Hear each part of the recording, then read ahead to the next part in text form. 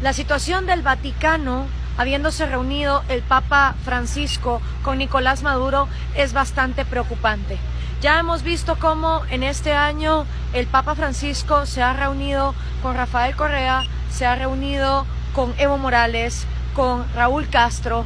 y no hemos visto por parte del Vaticano tomar con seriedad la cantidad de violaciones a los derechos humanos principales que en estos países se están violando constantemente. Hablo del derecho a la vida, de la cantidad de presos políticos que existen en Cuba y en Venezuela. Hablo del derecho a la propiedad privada, donde la gente en estos países ha sido arrancada y despojada de los recursos y del fruto que con el sudor de su frente han tratado de sacar a sus familias adelante. Y por supuesto hablo también del derecho de todo ser humano a la libertad de expresión, que constantemente y específicamente Rafael Correa ha atentado, cerrando medios de comunicación, metiéndole militares, intimidando periodistas hasta que estos han tenido que abandonar el país. Es realmente vergonzoso cómo el Papa Francisco recibe a estos dictadores del socialismo del siglo XXI, que cada vez están anulando las libertades y los derechos de sus pueblos. Y el peor de los casos, el venezolano,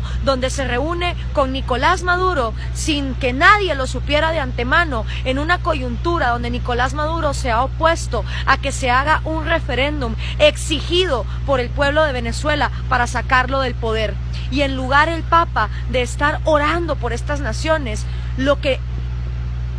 estas naciones realmente necesitarían es una condena oficial y una condena real por parte del Vaticano, porque si bien es cierto, los principios cristianos llaman a que todo individuo es merecedor de una vida digna, de sus libertades y de su propiedad, del fruto de su esfuerzo. Esos son valores con los que los cristianos comulgan. Y cuando vemos a un papa que se rehúsa a reunirse con las damas de blanco, mujeres que son golpeadas, vapuleadas y llevadas a prisión por tratar de entrar a la Iglesia Católica en la isla de Cuba, y que con ellas no se reúne, pero sí se reúne con dictadores como Raúl Castro, y no tienen ningún reparo en decir algo en contra de todos los años y las décadas en que esa isla no ha habido libertad, realmente es vergonzoso. También es vergonzoso que el Papa Francisco condene el mercado, cuando el mercado no es más que la voluntad de miles de individuos comerciando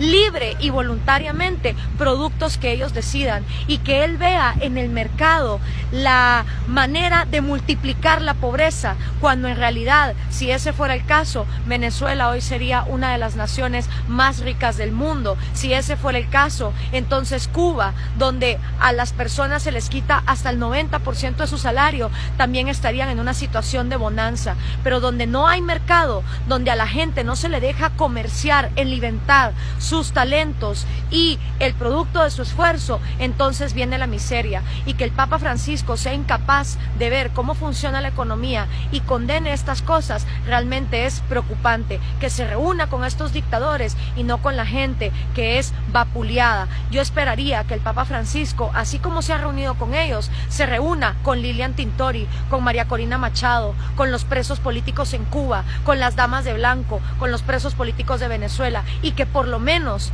tenga la amplitud de mente de escuchar las dos versiones. Para